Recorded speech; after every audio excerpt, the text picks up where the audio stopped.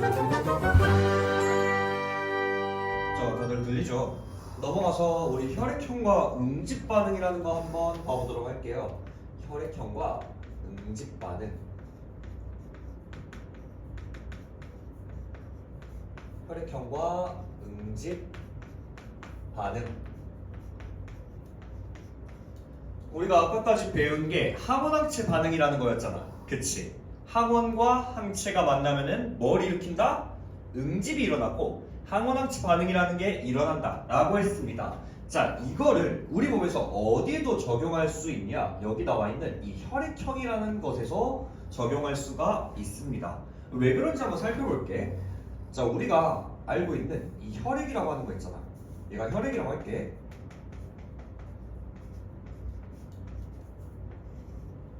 색깔펜이 있나? 색깔펜으로 좀 칠해볼게요. 자, 우리가 아는 혈액이라고 하는 거는 이렇게 기본적으로 빨간색을 띠고 있어. 맞지? 자, 근데 얘를 원심분리를 시킬 거야. 원심분리라고 해서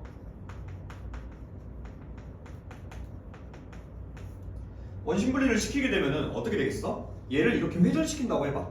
그러면은 밀도가 큰 것들, 무거운 것들이 아래로 가라앉고 가벼운 것들은 위로 뜨게 되겠지. 결과가 어떻게 나오냐면은 이렇게 층이 두 개로 나뉘게 된다. 그래서 아래쪽은 여전히 빨간색을 띠고 있고 위쪽은 옅은 노란색을 띈다. 생각을 해주면 돼. 그래서 우리가 중학교 때 이거를 배웠어.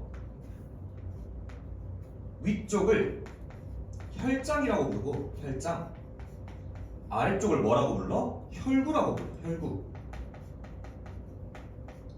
여기까지 괜찮죠? 여기까지 괜찮죠? 자, 우리가 응집 반응이라는 걸 하면서 왜 혈장과 혈구라는 것을 이렇게 언급을 하냐? 자, 이 혈구라고 하는 거에는 어떤 성분이 들어있냐면은 우리가 아까 배웠던 항원하고 비슷한 성분이 들어있습니다. 항원과 비슷한 성분이 들어있고 이 친구의 이름을 항원과 유사한 성분의 이름을 응집원이라고 불러.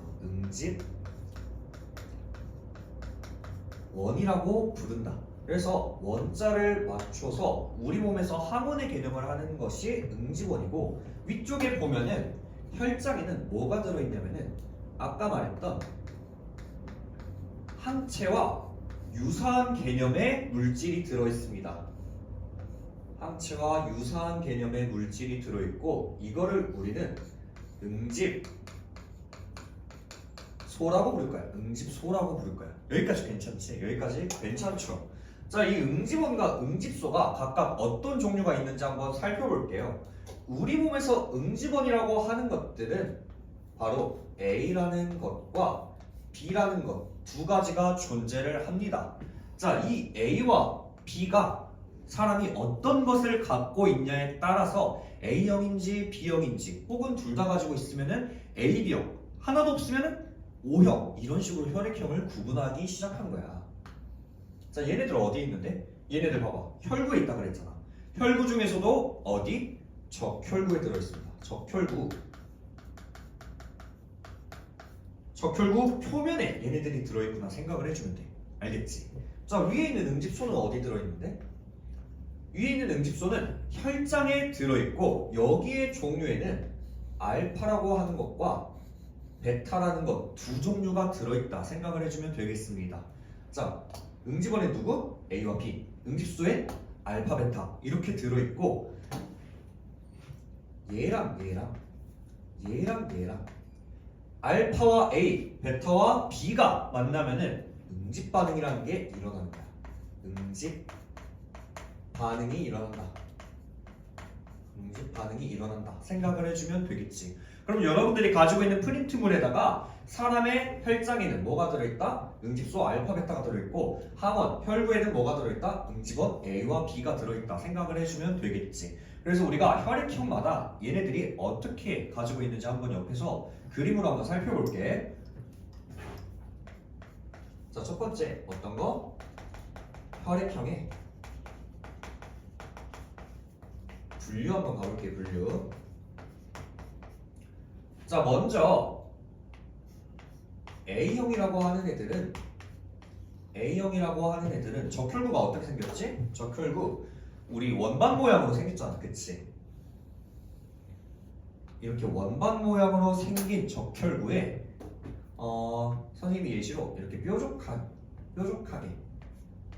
그림을 한번 그려볼게요. 이렇게 뾰족하게 그려져 있다라고 해주고 얘가 바로 응집원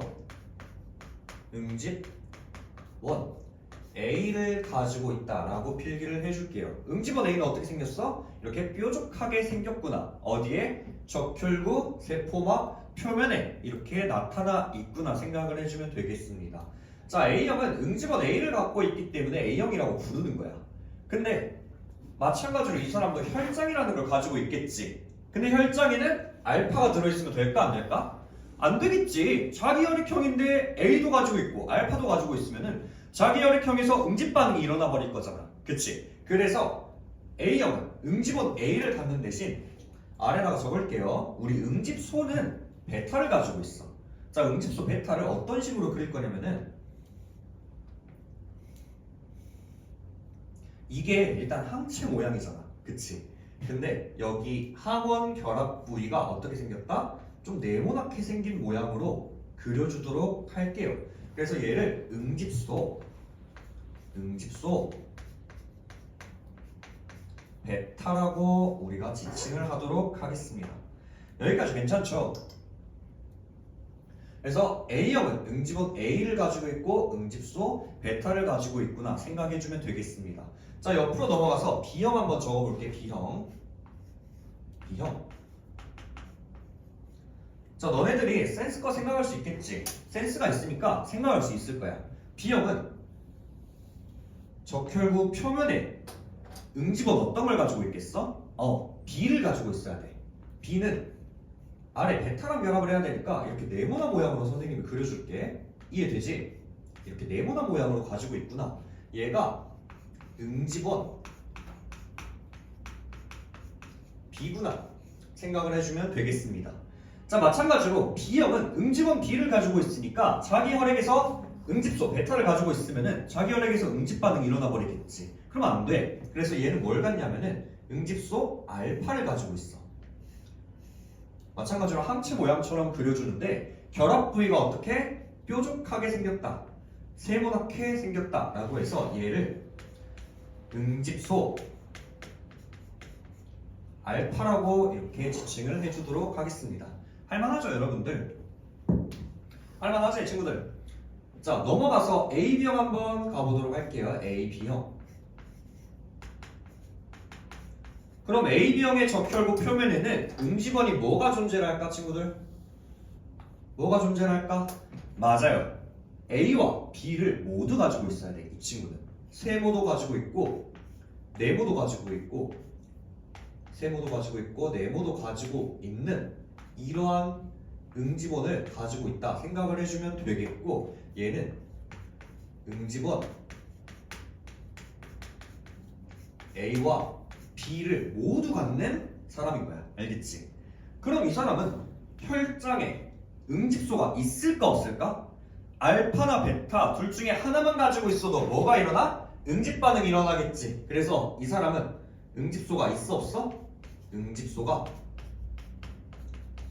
없는 사람인 거야. 이 사람은 응집소를 가지고 있지 않는 사람을 우리 AB형이라고 부르는 거야. 알겠지? 자, 마지막으로 O형까지 한번 가보도록 할게요. O형. 자, O형이라고 하는 사람들은 응집원 A와 B를 모두 갖지 않습니다. 자, 적혈구 표면에 응집원이 있어 없어? 없는 사람들이야. 이 사람은 응집원이 없어. 응집원을 안 갖는 사람을 우리 O형이라고 부를 거고, 이 사람은 대신에 뭘 갖고 있냐? 혈장에 응집소 알파와 베타를 모두 갖는 사람들이야. 응집소 알파와 베타를 모두 갖는 사람을 뭐라고 부른다? O형이라고 부른다. 우리가 이렇게 혈액형을 판별할 수가 있겠네. 응집소 알파도 갖고 있고 베타도 가지고 있구나 생각을 해주면 되겠습니다. 여기까지 어려운 거 전혀 없죠. 자, 그래서 우리가 혈액형이라는 것을 이렇게 우리가 알아볼 수가 있는 거야. 자, 그럼 봐봐. 지금은 우리가 정보가 좀 많아졌으니까 여러분들이 자기의 혈액형을 다 알고 있어. 혹은 뭐 까먹은 사람도 있겠지만 대부분이 자기의 혈액형을 알고 있어. 선생님 혈액형 뭘 거 같니? 선생님은 A형이거든. 선생님은 응집원 A도 가지고 있고 응집소 베타를 가지고 있는 사람인 거야. 자, 근데 내가 만약에 혈액형을 몰라. 내 혈액형이 뭔지 몰라. 그럼 내 혈액형을 어떻게 알 수 있을까?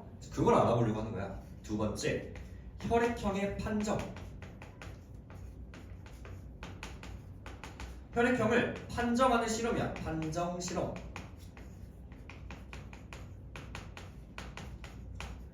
자, 내 혈액형을 어떻게 알 수 있냐면은 바로 여기 나와 있는 우리 항체 응집소라는 것을 내 혈액에다가 떨어뜨려 보고 누구랑 응집을 하냐, 알파랑 응집을 하는지 베타랑 응집을 하는지에 따라서 내 혈액형을 판정할 수가 있는 거야. 그래서 여기에서는 어떤 걸 사용할 거냐, 혈청이라는 걸 사용할 거야.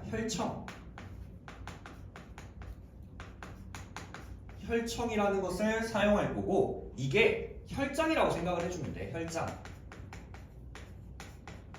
혈장이라고 생각을 해주면 되겠지. 여기 안에는 뭐가 들어있는 거야? 그러면은 응집원이 들어있는 거야? 응집소가 들어있는 거지. 쌤 파란색으로 쓸게. 색깔 맞춰가지고. 여기에는 뭐가 들어있다? 응집소가 들어있구나 생각을 해주면 되겠죠. 우리 문제에서 나오는 혈청은 두 종류밖에 없어. 항 A 혈청, 항 B 혈청. 항 A 혈청과 항 B 혈청밖에 나오지 않습니다. 문제에서는. 여기 항자가 무슨 말일까? 우리 생명과학에서 항자가 무슨 말이라 그랬어, 쌤이? 무언가를 막는다는 소리잖아. 그치? 자, 얘는 A라는 것과 A와 항, 막는다. 그러니까 A랑 결합을 하는 혈청이구나 이렇게 생각을 해주면 돼. 나는 A형을 막는 혈청이야. 외우기 쉽겠지? 자, 그럼 여기에는 응집소 뭐가 들어있겠어? A를 막아야 돼. 누구? 알파가 들어있는 거야. 응집소 알파가 들어있는 거야. 자, 얘는 항 B혈청이야. 나는 B를 막아야 돼. 응집소 뭐가 들어있어? 응집소 베타가 들어있구나 생각을 해주면 되겠습니다. 알겠죠? 자, 그러면은 이거 가지고 내가 어떻게 혈액형을 판정할 거냐? 자, 두 번째,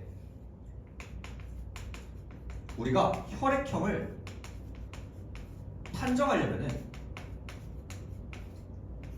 실험을 진행해야 돼.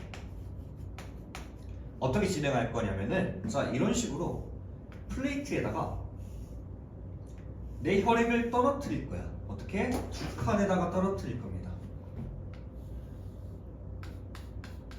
이렇게 한 칸, 그리고 옆에다가 이렇게 한 칸 더. 두 칸에다가 떨어뜨린 다음에 각각에다가 내가 뭘 떨어뜨릴 거야? 이쪽에는 어떤 혈청? 항 A 혈청.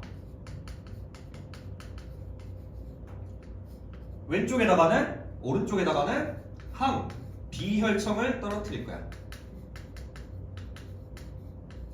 자, 이런 식으로 내 혈액을 살짝 묻힌 다음에 혈청을 떨어뜨리면은 여기에 들어있는 알파나 베타에 의해서 내 혈액의 응집원에 따라서 응집 반응이 일어나겠지. 자, 응집 반응이 일어나면 어떻게 되냐면은 여기 안에서 뭔가 뭉쳐지는 듯한 뭉침이 나오는 그런 응집 현상이 발생할 거야. 그치?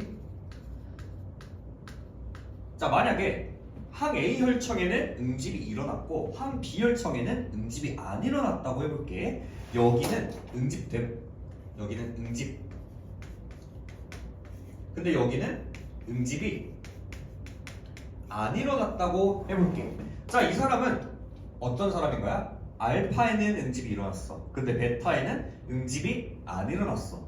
그러면은 이 사람은 응집원을 뭐만 가지고 있는 거야? A만 가지고 있는 사람인 거야. 알겠지? 누군데? A형인 사람이네. 그래서 이 사람의 결과를 보고 우리는 뭘 알 수 있는 거야? 이 사람의 혈액형이 A형인 사람이구나. 이런 식으로 우리가 판정을 할 수가 있는 거야. 알겠지? 문제에서 이 그림이 나오면은 우리는 뭘 알면 된다고? 이 사람의 혈액형을 알려주는 거구나. 그걸 보고 우리가 응집원이 뭐가 있는지 판정을 하면 되는 거야. 알겠지? 예를 들어서 둘 다 응집이 됐어. 그럼 뭐겠어? A형. 둘 다 응집이 안 됐어. 응집원이 없는 O형인 거야. 괜찮죠, 여러분들? 자, 다음으로 넘어가서 선생님과 이제 수열 관계에 대해서 알아보도록 할게요. 다음으로 넘어가서 수열 관계 한번 알아보도록 하겠습니다. 수열 관계.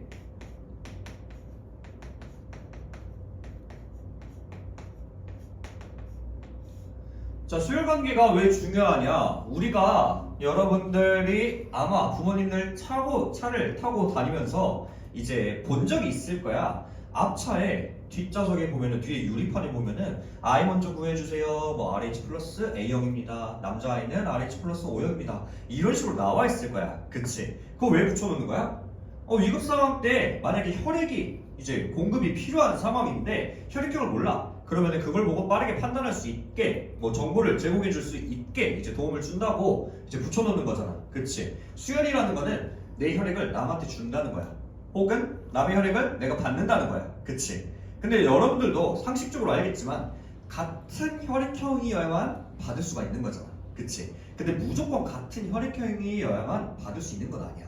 그래서 우리가 그거를 좀 파악을 해보려고 그래. 근데 일단 수혈 관계에서 기본적으로 원리가 필요해. 원리. 제일 중요한 원리가 뭔지 한번 파악해보자. 적어봐. 주는 사람의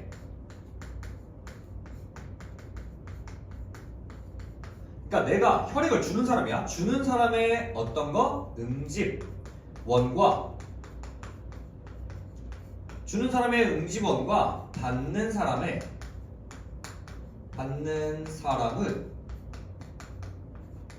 응집소가 뭐가 안 일어나야 되냐면은 응집 반응이 일어나지 않아야 되는 거야. 일어나지 않아야 한다.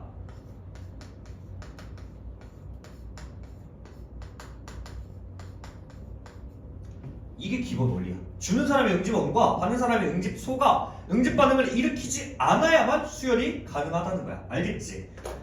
자, 그러면은 우리가 알고 있는 혈액형은 뭐가 있어? 우리가 알고 있는 혈액형은 A형 그리고 B형 AB형 또 누구? 마지막으로 O형 이렇게 존재를 하잖아. 그치? 자, 내가 A형인데 A형한테 혈액을 줄 수 있을까? 내 응집원 뭐가 가? A가 가지. 받는 사람의 응집소에 뭐가 있어? 베타가 있어. 원리에 위배되지 않네. 수혈이 가능한 거야. 그래서 기본적으로 우리가 같은 혈액형끼리 A형과 A형 그리고 O형과 O형 마지막은 아니죠. B형과 B형 그리고 AB형과 AB형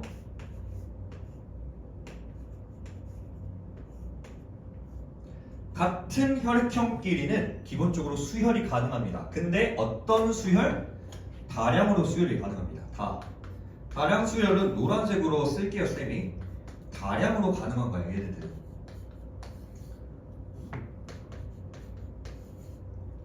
자, 그러면은 다른 혈액형끼리도 수혈이 가능해요, 쌤? 가능해. 어떻게? 이 원리만 지키면은 가능하단 말이야. 어떻게 될까? 친구들, 일단 주는 사람의 응집원이 받는 사람의 응집소와 반응을 안 하면 되는 거잖아. 그치? 자, 근데 O형은 어때? O형은 친구들, 내가 줄 거야. 근데 내 응집원이 있어 없어? 없잖아. 그치? 내 응집원이 없으니까 O형의 혈액형은 누구한테 줄 수 있어? 모두한테 줄 수 있어. 왜? 내 혈액을 줘도 받는 사람의 응집소가 뭐가 있든지 간에 응집 반응이 안 일어나니까. 자, O형은 A형한테도 B형한테도 또 누구한테도 AB형한테도 뭐가 가능한 거야? 소량으로는 수혈이 가능해. 소량으로는 수혈이 가능한 관계를 가지고 있습니다. 자, 그럼 반대로 말할게. AB형은 응집소가 있어 없어? 받는 사람의 응집소가 있어 없어? 없지.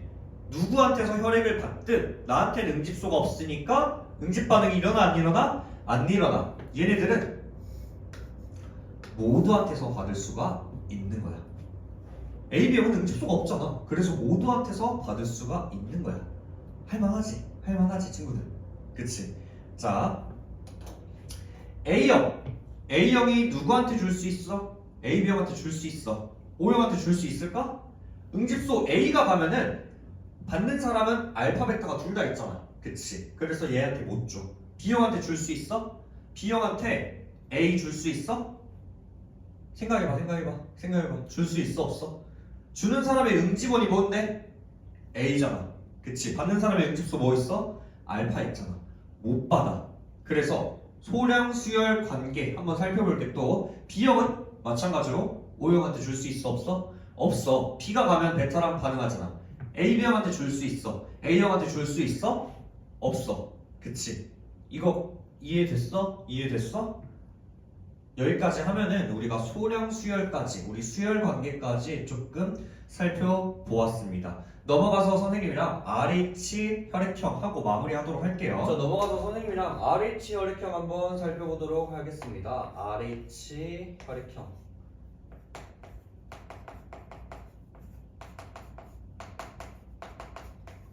우리가 알고 있는 혈액형은 ABO식 혈액형이 대부분 알고 있었잖아. 그치? 근데 혈액형은 ABO식 혈액형만 있는 건 아니고 RH 혈액형이라는 것도 존재를 합니다.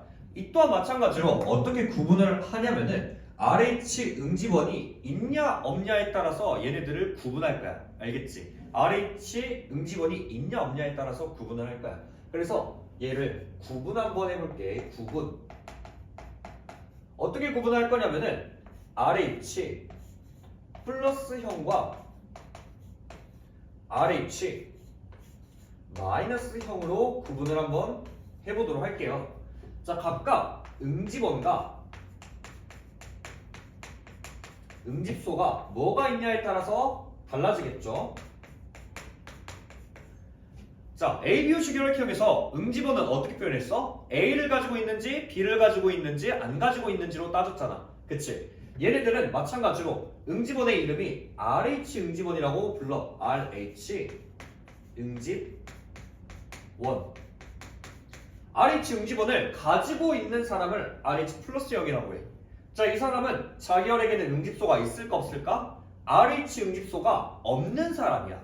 이 사람은 응집소가 없는 사람이야. 그러니까 자기 혈액에서 응집 반응이 안 일어나겠지. 알겠지? 자, RH 마이너스형은 뭔데? 이 사람은 RH 응집원이 없는 사람이야.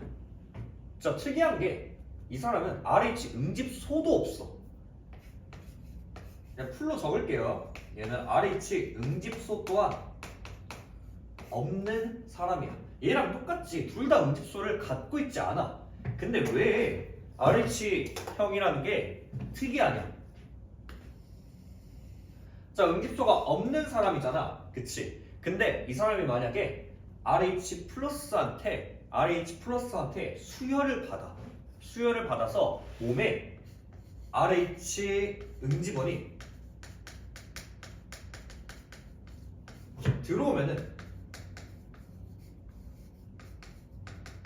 RH 응집원이 자기한테 들어왔어. 그러면은 그때 RH 응집소가 생성이 되는 거야. 그러니까 원래 없는 사람인데 RH 응집원이 몸에 들어왔어. 그럼 어떻게 된다고? 응집소가 생성이 된다고. 자, 그럼 봐봐. 이 사람은 만약에 이 사람한테 뭘 받아? 수혈을 한번 받아. 수혈을 한번 받게 되면은 몸에서 뭐가 생기겠어? RH 응집소라는 게 생기겠지. 이제 그 다음에는 생겨버린단 말이야. 그러면은 또 수혈 받을 수 있어 없어? 없어, 친구들. 딱 한 번밖에 못 받는 거야. 알겠지? 그 외에 몸에 응집소가 생겼잖아. 그래서 그 뒤로는 RH 플러스 형한테 응집원 이제 수혈을 받게 되면은 이게 들어와 버렸잖아. 얘가 들어와 버려서 응집 반응이 일어나 버려. 알겠지? 그래서 RH-형이라는 사람들은 사실 병원에서 주기적으로 자기의 피를 보관을 해줘야 돼, 친구들. 왜? 위급 상황 때 나는 아무의 혈액이나 받을 수가 없는 사람들인 거야. 그치? 그래서 대부분의 사람들은 RH+형이고 RH-형인 사람들은 극소수인 거야. 주기적으로 혈액을 보관해서 위급 상황 시에는 자기 혈액을 수혈받아서 써야 되는 사람인 거야. 알겠지? 자, 오늘 여기까지 하면은 우리가 병원체와 방어작용에 대해서는 우리 얼추 마무리가 되었고요. 여러분들 또 복습 영상 보고 잘 해주시고 문제도 자주 풀어가지고 감 떨어지지 않게끔 익숙하게 좀 준비하셨으면 좋겠습니다. 자, 오늘 수업 여기서 마무리하도록 할게요. 고생하셨습니다.